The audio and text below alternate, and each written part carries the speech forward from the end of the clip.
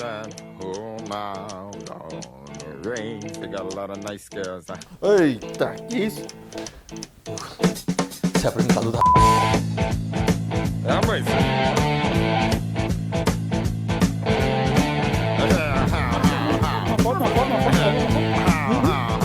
Well, here it's fine if you got the time and the time to get yourself in.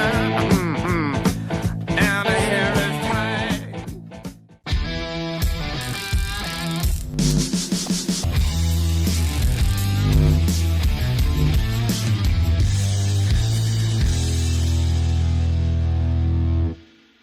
Estou olhando a câmera certa? É essa aqui? Oi, vocês que estão aí do outro lado me vendo. Sejam muito bem-vindos a mais um programa Na Real. Eu já perdi a conta de quantos programas são. Que programa que é esse, Camilovski? 1875 da terceira temporada? Tá pior do que muita série daquela TV... Não ia falar do Netflix, ia dar errado, né? Não pode falar esses nomes não, né? Vocês põem um pi, né? Eu falei nomes que não poderia dizer, mas esse programa tá pior que algumas séries de streaming que já deviam ter acabado há muito tempo e nunca acabam. Mas a gente ama vocês, adora estar com vocês e por isso a gente insiste aqui, mesmo tendo só 2 visualizações, sempre a minha, da minha avó, e agora vai ter 3, que Camila também agora tá assistindo, rumo a 4 visualizações por programa. Sejam muito bem-vindos. O programa de hoje é muito especial, é muito legal. Estamos com ele, que Rui agora irá nos apresentar. Rui, diga quem é o convidado de hoje, por favor. Beijo, Rui, nós te amamos. Com vocês, Matheus Prince. Obrigado, Rui, por ter feito a apresentação. O Matheus está me perguntando aqui, é Rui mesmo que faz a apresentação? É o próprio Rui, em pessoa que faz. E por sinal, eu sou o Rui. Ah, piadinha terrível. Obrigado por ter vindo, eu já vou agradecer mais o Matheus. Vejo muitos gestos ali no fundo, alguma coisa pegando fogo. Precisamos sair correndo? Não? Tudo ok? Se vocês correrem, vocês esperam a gente aí, viu? Se acontecer qualquer coisa. Não tranca a sala, não. Os meninos ficam... Aquela câmera, essa câmera e o apresentador não ajuda. Sempre nessa aqui. E já é a terceira temporada, hein? E tá até hoje não aprendeu. Matheus Prince, muito obrigado pela sua presença. Que honra recebê-lo aqui. Matheus... Você é daqui de Montes Claros? Natural daqui? Não, eu sou natural de Matão, uma cidade do interior de São Paulo. Matão? Do lado de Ribeirão Preto, mas já moro em Montes Claros há 16 anos. Cara, pelo seu físico, eu jurava que você ia falar, não, eu sou natural de New York, nasci nos estados... Mas essa região sua é muito boa, cara. Sim. Desde pequeno eu vou muito em Ribeirão Preto. Matão é São Paulo. Matão é estado de São Paulo. Você é paulista. A região é muito boa. Desde pequeno eu vou muito em Ribeirão, agronegócio muito forte. O que te fez vir pra cá, cara? Aqui é meio segunda divisão, né? Não comparado com lá. É porque a partir do momento que minha mãe formou, né, começou a fazer o mestrado, ela deu uma palestra no mestrado, aí convidaram-a para vir trabalhar aqui em Montes Claros, que foi logo quando estava abrindo, né, o curso de medicina em uma das faculdades aqui de Montes Claros, né, e ao mesmo tempo ela foi convidada para trabalhar também na FUNORTE. O A dela vir dar uma palestra, alguém da faculdade assistiu a palestra e quis contratá-la? As duas, aí ela foi contratada nas duas. Que isso, a mãe deve ser muito boa, cara. Uma palestra já foi suficiente? Foi questões do mestrado, também contatos, né, com o pessoal que ela já tinha aqui, foi conhecidos, aí abriu os cursos aqui em Montes Claros, né, e como os cursos estavam fortes, né, aí ela foi convidada para vir trabalhar. E você tinha quantos anos quando você mudou? Eu tinha de 9 para 10 anos. 9 para 10.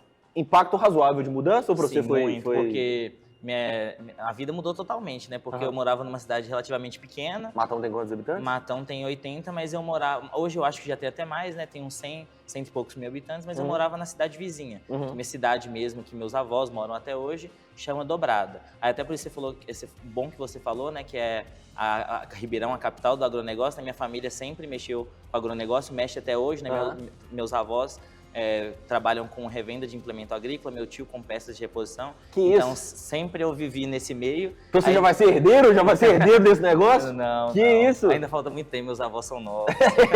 Que isso, eu querendo matar a família por causa de dinheiro. Não faça isso.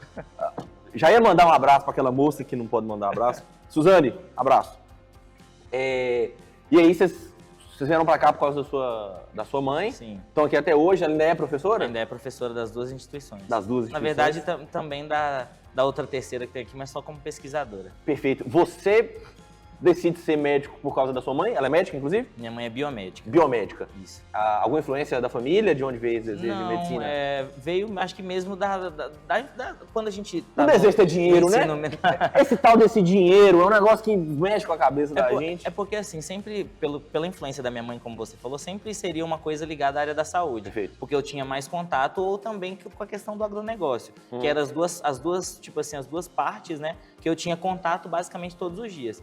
Então, depois que eu vim para Montes Claros, né, a minha cabeça saiu do agronegócio, porque eu mudei, né, a minha região de uma cidade que é basicamente voltada para o negócio, uma cidade que é voltada para universidades, né, para universitários. Então, acho que isso foi uma influência de buscar um curso da área da saúde, por causa da minha mãe, por causa da cidade também, e porque depois, né, quando a gente vai estudando, né, ensino médio e tudo, a gente vai se apegando às matérias que a gente mais gosta, né? Perfeito, e aí me apeguei mais às áreas da biológicas e natureza, né? Então, escolha o curso de graduação com base naquilo que você gosta no ensino médio. Normalmente, assim, na área da saúde, você se fincou. Tá estudando medicina, vai ser médico. No agronegócio, você desvinculou totalmente? Me desvinculei totalmente. Eu até no período da pandemia, eu trabalhei com meu tio, porque foi um momento que a gente entrou naquele período, né, que não tinha...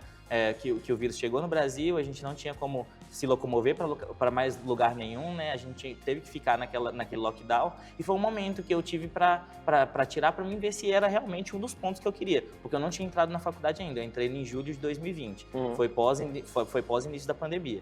E aí eu falei, vou trabalhar com ele um período para mim ver se realmente é para esse lado que eu quero. E realmente, depois que eu passei na medicina, eu falei, meu tio, muito obrigado, mas não é você a escolha. Eu prefiro ficar em casa. O que é muito forte em agronegócio lá na região?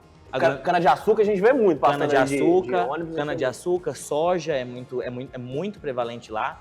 Cana-de-açúcar, soja, e você tem aquelas plantações de cultura, né? Rotação de cultura. Você tem que plantar soja, você tem que plantar milho, você tem que plantar sorgo, para sempre estar rodando aquela terra e sempre estar no período que você tem para poder fazer a plantação, né? Para fazer a colheita, para dar o tempo da safra certa, né? Para você conseguir também mediar aquela terra ali para que ela não fique infértil. Bacana. Então, ela sempre tem que estar nesse ciclo de plantação, colheita, plantação, colheita, senão a terra não fica improdutiva, vamos dizer assim. Qual é o nome técnico? Rotação de culturas. Rotação de culturas. Aí, em algumas regiões tem que ser praticada, porque a partir do momento que você fez um plantio e uma colheita de cana-de-açúcar, a terra vai saindo, né, os nutrientes, né, os materiais todos dela. Então você precisa plantar alguma outra coisa para que ela consiga não ficar parada, mas para que também ela consiga... Para ela não ficar parada, mas também que ela não fique infértil. Porque senão isso daí causa erosão da terra, né? E muitos outros processos que eu também não... Que legal, que legal. Ou seja, até a terra precisa estar sempre em movimento, em ação, para continuar fértil. E você aí deitado no sofá o dia inteiro sem produzir nada. Que vergonha, hein?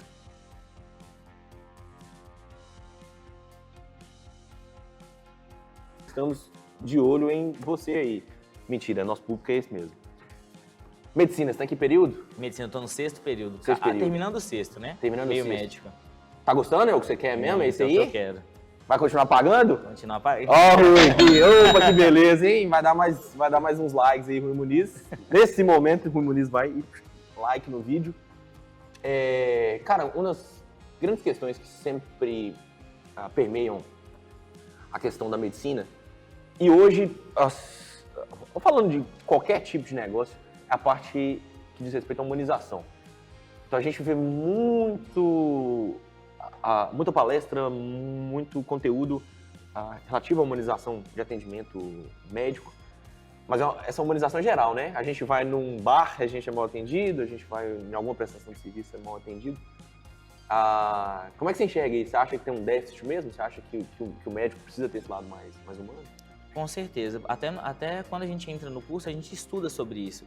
Porque antigamente, né, quando foi o começo da prática da medicina, o estilo que era praticada a medicina não era centrada no paciente, era centrada na doença que aquele paciente tinha. Então, o paciente como pessoa, ele não tem, tipo assim, para o médico que estava ali, ele não tinha meio que uma importância geral. O médico tinha que ficar meio focado na doença do paciente, e aí o paciente, entre emoções, contextos sociais e tudo, o paciente ficava de lado. Hoje, né, já está havendo uma desconstrução disso, que antigamente era um modelo hospitalocêntrico, né, que era o modelo que era chamado medicina, hoje já está sendo um modelo mais humanizado, que é um modelo que antes de você focar na comorbidade, né, ou na doença daquele paciente, você também tem que enxergar o contexto social com que aquele paciente está inserido, porque a partir do momento que você chega para um paciente, você sabe conversar com ele, você sabe o momento, o contexto, né, que ele está inserido, você consegue até ter uma melhor conversa com esse paciente. Porque o paciente, às vezes, pode não ter nada, ele pode ter alguma coisa que vem do intelecto dele, que ele está precisando de conversar por quê? Às vezes os filhos formaram, os filhos foram embora, o marido morreu e o paciente fica morando sozinho. Isso é até uma das práticas que a gente pratica na SF, que tem as visitas domiciliares, para a gente conseguir atender e chegar a todos os pacientes, né, que não conseguem se locomover até a unidade, ou também pacientes que precisam, né, de algum atendimento. E isso serve para isso, porque antes de você enxergar a doença que aquele paciente tem e tratá-la, você tem que enxergar aquele paciente como uma pessoa. Legal. Como uma pessoa que está ali doente te pedindo um tratamento. Fantástico. Saber conversar com o paciente, né? Saber expor o que o paciente precisa naquele momento. Às vezes ele não precisa de nada, ele está precisando renovar uma receita, mas ele fica 1 hora com você dentro do consultório, que é o momento que ele está precisando conversar com uma pessoa, entendeu? Perfeito. Então isso daí inclui médico e psicólogo. Exatamente. Então isso tudo inclui dentro do estilo de desconstrução que a gente que está acontecendo na medicina, né? A medicina está deixando mais de focar na doença e focando mais no paciente, que é realmente o que é mais importante. Tá todo mundo meio assim, né, Matheus? Meio querendo colocar algumas coisas para fora, ter um papo amigo, quase que psicólogo, assim, quase todo lugar que eu vou na academia, tem hora que eu vou na academia e perco incontáveis minutos, porque eu encontro com alguém que começa a falar sobre a vida, eu encontro com o personal que começa a falar sobre a vida. Você, psicólogo, seja mais valorizado. Vou te fazer uma pergunta que não tem nada a ver, só para dramatizar. Pode dramatizar? Para, João Kleber, põe o rosto do João Kleber aqui em mim agora. Matheus, me vê essa pergunta aqui na cabeça. É o óleo diesel? Hoje tá batizado, hein, Kaká? Hoje tá que tá. Deixa eu ver. Meu Deus, Matheus. Oh, meu Deus. 192. Ligar, por favor. Cara, você acha que isso é uma dúvida imbecil? Mas eu tenho lá em casa de vez em quando, coisa boba. Você acha que existe cura para algumas doenças e elas são mantidas em segredo porque a indústria farmacêutica se beneficia, às vezes, daquela doença ainda se manter aí no mercado? Então, é uma coisa que é de se pensar, né? Só que aí, a partir do momento que a gente enxerga vamos supor, a pandemia em si, a gente vê que, acho que isso é um pouco meio errôneo a gente pensar. Óbvio, né? A gente vê que sai pesquisas todos os dias, que um remédio tá trabalhando mais, ajudando, né, a eliminar células tumorais, que já vão existir vacinas para algumas arboviroses que a gente tem muito presente na nossa região, que existe já algum tipo de imunotratamento para cura do HIV, né? Só que isso daí seria muito melhor porque, vamos supor, se a indústria farmacêutica deixasse de ganhar em uma parte, ela ganharia em outra da mesma forma. Perfeito. Porque doenças, que nem a pandemia foi muito importante para mostrar isso pra gente. Doenças estão aparecendo aí ao longo de toda a nossa vida. Quantas pandemias já existiram desde 1800, né, que a gente vem seguindo quantas pandemias? Então isso daí é uma coisa que ela não vai parar de ganhar dinheiro porque, vamos supor, ela vai tratar uma doença que custa muito aos cofres públicos, por exemplo, só que ela vai continuar com um paciente diabético, ela vai continuar com um paciente que tem hipertensão, ela vai continuar com um paciente que tem as comorbidades que não são tratadas, né, mas sim controláveis. E isso daí para ela gera um ganho imenso, né, porque todos fazem uso de medicações diárias, até mais de uma medicação, né, ao longo do dia, ou às vezes 10 comprimidos durante ao dia. Então eu acho que isso daí é uma coisa meio errônea da gente pensar. Óbvio, né, que existem as teorias da conspiração, né? Inclusive, imagine que sua sugestão seja que eu saia do grupo do WhatsApp da família, onde essas teorias da conspiração sempre são enviadas, para eu parar de fazer perguntas idiotas como essa. Mas foi até boa, desculpa te interromper, mas foi até boa a sua pergunta. Então, obrigado. Família, me adicione de volta ao grupo. Voltando ao grupo. Porque é bom que a partir desse momento que seu programa é exibido e a gente consegue demonstrar isso para as pessoas, elas sabem que pode ser uma coisa real. Pode. Só que, tipo assim, ao meu ver, né, como você está pedindo a minha opinião, eu acho que foi isso que eu te falei mesmo. Que eu acho que é meio errôneo o pensamento, mas a gente nunca sabe, né? Sim, perfeito. Camila já fez um sinal. Cada pessoa que tá aqui tem um sinal diferente, Kaká. A Duda era um sinal assim, ó. Aí eu ficava, 5 minutos, eu tenho que encerrar. O de Camila é assim e o próximo já é RH.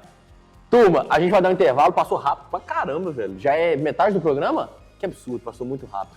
Não sai não, turma. Mais rápido ainda é o intervalo. A gente já volta. Beijo. Fiquem com a gente. Pera aí.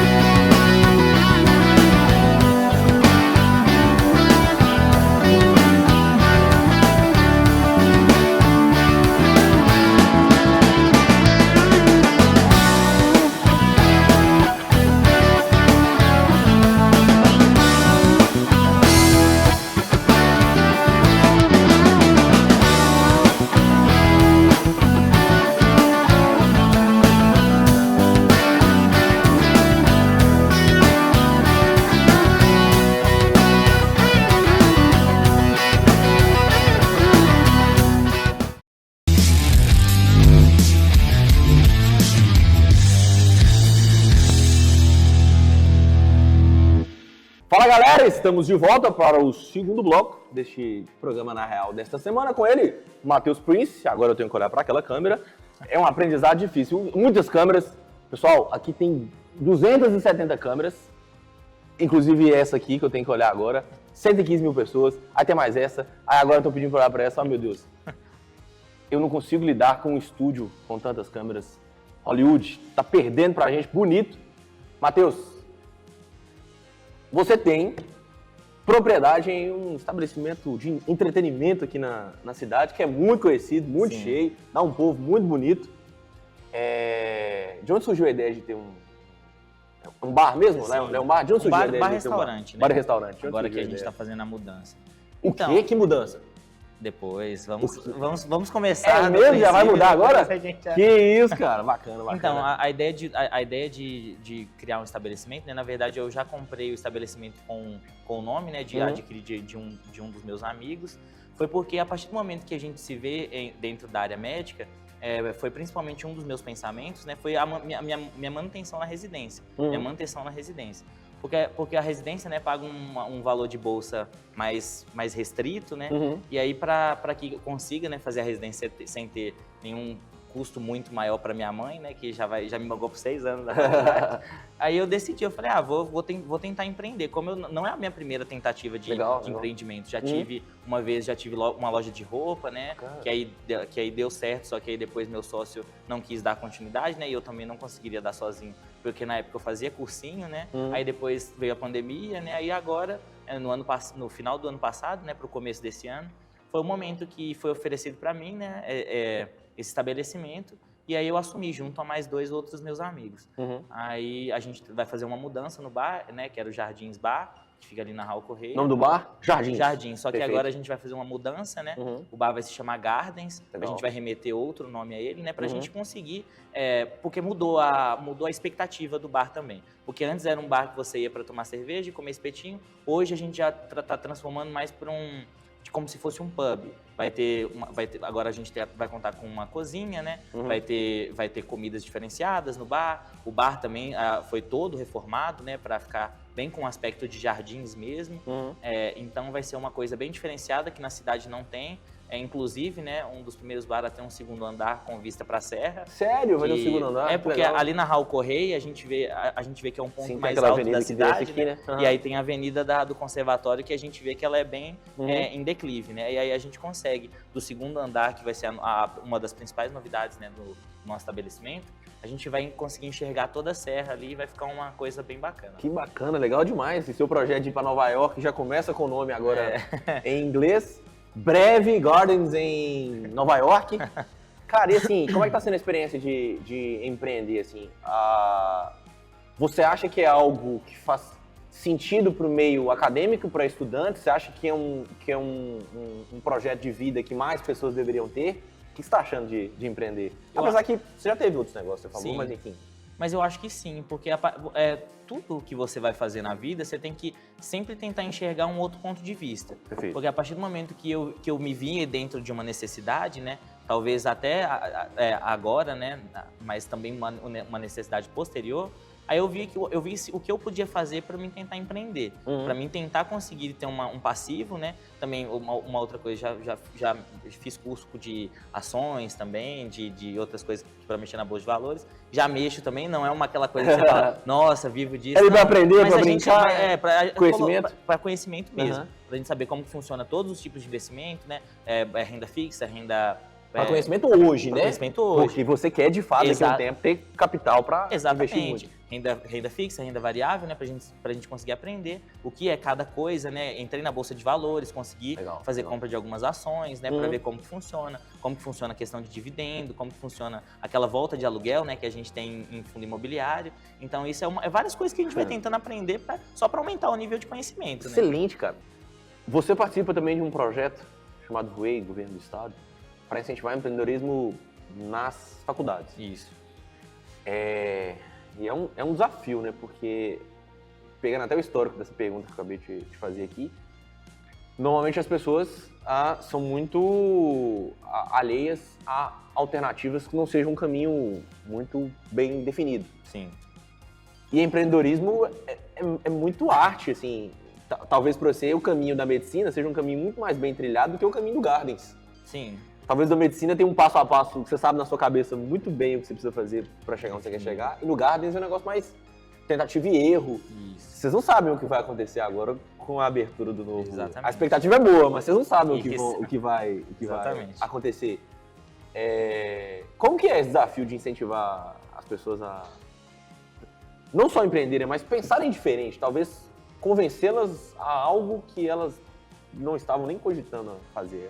Qual que é esse desafio? Eu acho que isso tem a ver com o novo, porque a partir do momento que você expõe para uma pessoa uma coisa nova e que pode gerar frutos para ela, a pessoa começa a ter um interesse maior do que, vamos supor uma coisa, você vai me falar que essa caneca aqui, ela esquenta, ou ela gela, ou ela esquenta a bebida, em 2 minutos que eu coloco dentro a bebida dentro dela. Vai ser uma coisa interessante para você. Por 10 parcelas de 99, você pode levar uma. Vai ser uma coisa... Porque eu fiz isso, eu não sei, mas é o diesel.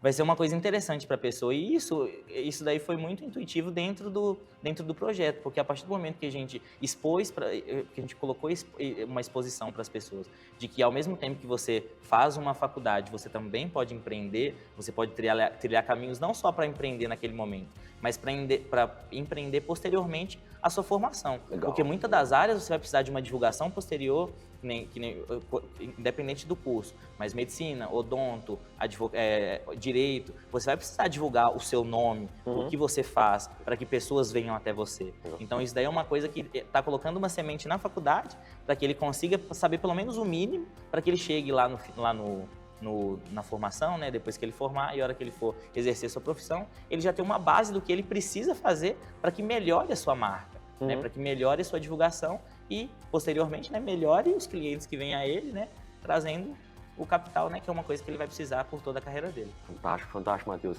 Eu fico vendo algumas notícias de inteligência artificial, falam-se muito de como ela vai mudar, enfim, mercado, a gente já escuta isso demais. O que eu nunca escutei foi sua opinião, que é isso, com vontade. O que eu nunca escutei foi sua opinião. Você acha que o mercado vai ter uma saturação de médicos, principalmente daqueles que não são humanos, porque a inteligência artificial, em alguma medida, apesar de ser louco de imaginar que alguém vai se autoconsultar via inteligência artificial, mas você acha que essa dinâmica de ter acesso a informações muito fáceis via inteligência artificial ou outros meios pode, de alguma forma, mudar esse mercado de medicina, tornar ele mais saturado para que os médicos que não são tão humanizados como a gente sentou no início? Então, eu acho que não. Eu acho que a partir do momento que a inteligência artificial tá agora, né? Eu falo daqui a um período de tempo. É o diesel. Ele vai dando um pigarrinho assim mesmo, né, Camila? É porque não foi filtrado. É isso? Não é diesel filtrado, não? É o quê? Ah, é o diesel barato? Que isso, o orçamento caiu assim, cara? Mas enfim, Matheus, Então, se em 5 minutos não melhorar, você vai morrer. Não, Mas você beleza. pode mandar um recado pra família que a gente, Vai a se gente deixar. transmite, a gente transmite. mas eu acho que, tipo assim, no mercado de agora, né? O que eu penso, agora eu falo 100 anos. Eu acho que a inteligência artificial não vai ser possível fazer a substituição total de um médico. Eu acho que ela vai, tipo assim, eu acho que vai meio que trabalhar em conjunto para que melhore ainda mais a medicina, porque a gente já verifica hoje que procedimentos que eram feitos no âmbito cirúrgico, né, que eu digo, procedimentos que eram feitos anteriormente por uma cirurgia aberta e hoje feitos por videolaparoscopia, né, que é uma cirurgia minimamente invasiva, a gente vê que tem menos gastos, melhor recuperação do paciente. Então, isso já é uma coisa que já foi estudada, a tecnologia está agindo, né, é meio como se fosse já a introdução da inteligência artificial para uma melhora mais rápida, né, do paciente. Então, eu acho que isso vai só melhorar, né, daqui a um tempo, mas eu acho que a substituição do médico mesmo, eu acho que isso daí vai ser muito difícil de acontecer. Exatamente por essa questão da humanização que a gente está conversando.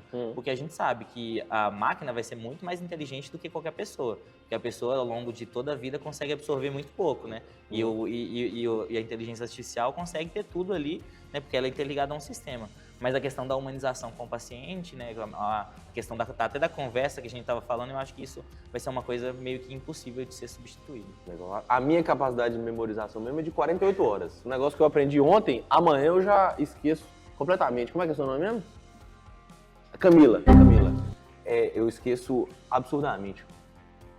Você pensa em empreender na área de saúde, na área de medicina? E caso sim, se você puder dizer, você enxerga alguma oportunidade que você acha que você poderia atacar? Algo que você acha, olha, isso não é bom não. Se alguém criasse um negócio nessa área, poderia ser bem sucedido.